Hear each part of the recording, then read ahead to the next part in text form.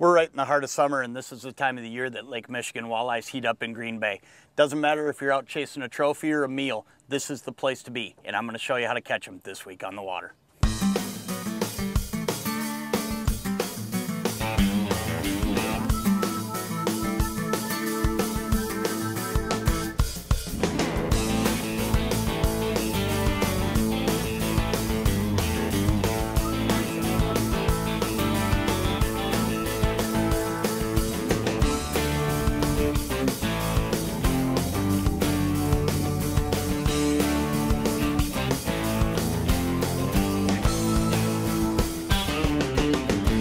There he is, yep. The presentations that we use with spinners out here on the Great Lakes, it's different than last week where we were pulling over those weeds. Here, these fish are suspended. And what you gotta do, we'll go back for that board, let's keep this fish on. What you gotta do, I got another one on the outside here. You can see he's actually buried that board. So what I'm gonna do is I'm gonna try to get this fish in, and then we're gonna get to that one, and I'm thinking that one's even a bigger fish. This walleye. This is when you know you're in a pile of fish here. But what's going on is we're in a totally different situation than last week. We're fishing suspended fish, and that's why I'm using planer boards and put my spinners out to the side. Let's see if we can get this guy on here too. I got him too. Now how cool is that? You know, the key to what we're doing though is putting your spinner out to the side of the boat, but we're also running up really high. And I'm using a 1 ounce weight. And what that 1 ounce weight allows me to do is when I let this line out, I actually am able to count back and know exactly where I'm gonna be. I'm using line counter reels, and I wanna be, you know, halfway down the water column and then lower based on the day. Sometimes it'll change. This is another good walleye, I think. But what happens is, if I let out 28 feet of line with a 1 ounce sinker at 1 mile an hour, I'm down about 14 feet. So for every 2 feet of line that I let out, I'm gonna go down 1 foot at 1 mile an hour. Now I'm out here in about 20 feet of water right now. And when you're out here in water like that, you wanna look for exactly where the fish are. And this is actually one of those times where I kind of smile because I'm carrying 2 nets in the boat. I always do. And it's for this situation right here. I've got a good walleye laying on the floor in 1 net, and we got another good one on the line right here. But we're also running bigger spinners, and that's the key too. You know, it's getting to the right depth, but then it's also running the right type of bait. And when I say I'm running a big spinner, I'm talking a number 5 or a number 6 Colorado. You're not gonna believe this. I got another one out on this side of the boat right now. Look at that one. Let's see if we can't get that. Now that's a catfish. Look at that. That just goes to show you all the different fish that you're gonna catch while you're doing this. I think that one got off out there, but I'm gonna show you. Let's start with this walleye here. Oh, nope, he is still there, isn't he? Let's see if we can get him. Got him. Boy, fish, when they're all in one area, this can happen. I've got a fire drill going here, and you know, out here on Green Bay, I can actually fish 3 lines. And that's really cool because I can cover all these different depths in the water column. The number 5 and the number 6 blades, there's a reason for it. I'm fishing fish that are down, and I'm gonna try to get them to come up, okay? So that bigger blade allows that fish to see it. And now I'm fishing a standard Lindy spinner that you pick up right out of the package. Just tie it on right behind that 1 ounce weight. This fish isn't as big. Let's see what we got here. Oh, look at that. Another great walleye, and I've got fish in all my nets. Let's see here. That guy actually unhooked himself. We got a break there. We're just gonna get this one in. See if we can do this without losing anything else. Look at that. Now, I don't know that I can tell you of a place across the Midwest that you can go at this time of year and do what we just did. I just rolled through a pile of fish.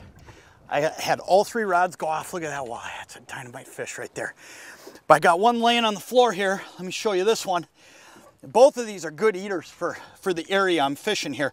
You know, Green Bay is known for big fish, but both of those fish came on that pass. And like I say, there's a catfish hanging over the other side. Look at my lines all tangled up there. That's when you know you're catching fish snap.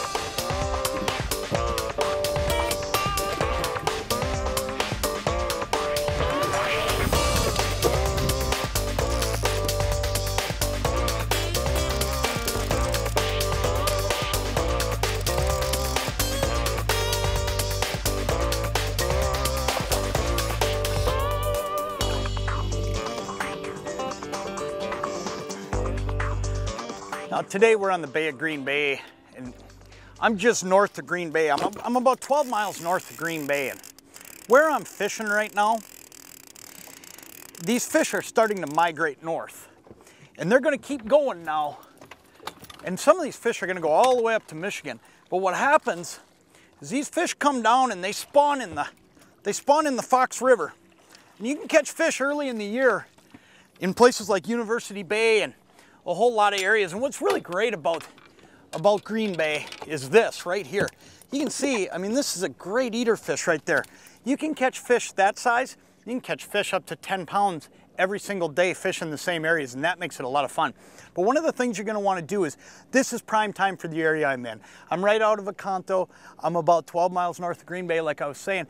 These fish are going to keep going. They're going to work their way up through Door County, and eventually some of these fish end up all the way up at Bay de Noc. So remember, when you're out here this week and then weeks coming up, to keep moving as you go. Now, location for these fish when you're on the water, real simple. I look for break lines, and there's not a lot out here, but fish always relate to a change in the bottom. So I pay attention to that graph and that mapping chip, and I find the break lines and I work those edges. And when I say work the edges out here, it's a little different than back in Minnesota, where we want to be within 20 yards either way of an edge. Here, I just want to be, you know, a quarter mile either way along a break line, and you're going to be able to catch fish.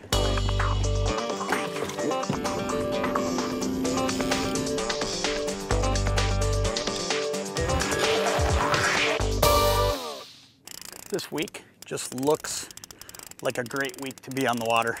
And I'll tell you what, fish are biting good. It's a great walleye. Wait till you see this one. Fish are biting good, and they're starting to move deeper, and they're starting to move just a little bit north. So you know what? If you get a chance to get out here this week, here's what you want to look for. Ooh, he's barely hooked. Let's get him in here. Here's what you want to look for.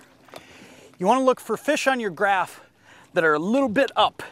But if you can't see them and you see fish on the bottom, that doesn't mean there's not walleyes here, okay?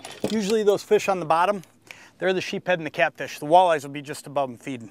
So if you get a chance to get out here this week, do a little bit of driving around. I think these fish are gonna stay pretty close to where I'm fishing right now. There's no real reason for them to move right now. Look at that fish.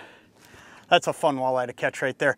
But you know, I don't see a whole lot of reason for anything to change this week. The weather looks stable. It's gonna stay hot.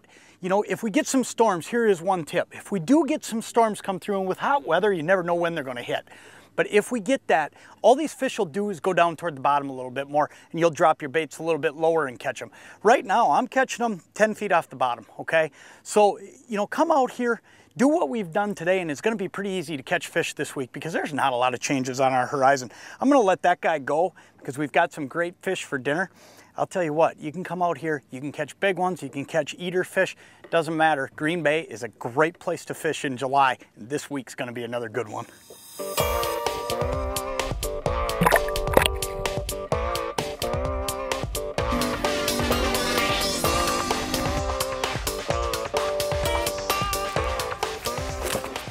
Green Bay is just a fun place to fish. You know, if you come out here and you're targeting walleyes though, something you really got to keep in mind. The key to catching these fish today was being up high. The fish that are down on the bottom, you're going to see a lot of them on your graph. Most of those are catfish and sheephead. The walleyes are actually up. I don't think I caught a walleye today that was below 8 feet up off the bottom, okay? Once you get those baits down into that 4-foot range, you're going to catch an awful lot of catfish and sheephead, and you know what we did today as we experimented our way through it. The second thing was when you get a bite and you see that tattle flag start going down, what you got to do is quickly go to the reel, and instead of grabbing that rod and trying to set a hook or pull and get that board headed toward you, the first thing you got to do is flip that bail. And the reason we do that is we're feeding line to the fish, and you'll see that board start going backwards, and it gives that walleye a chance to eat his way up the crawler. And most of the time when you finally flip that bail shut and start bringing them, you end up catching them. Check back next week for more current and up-to-date information from your favorite lakes and rivers. I'm Jon Thelen. We'll catch you on the water.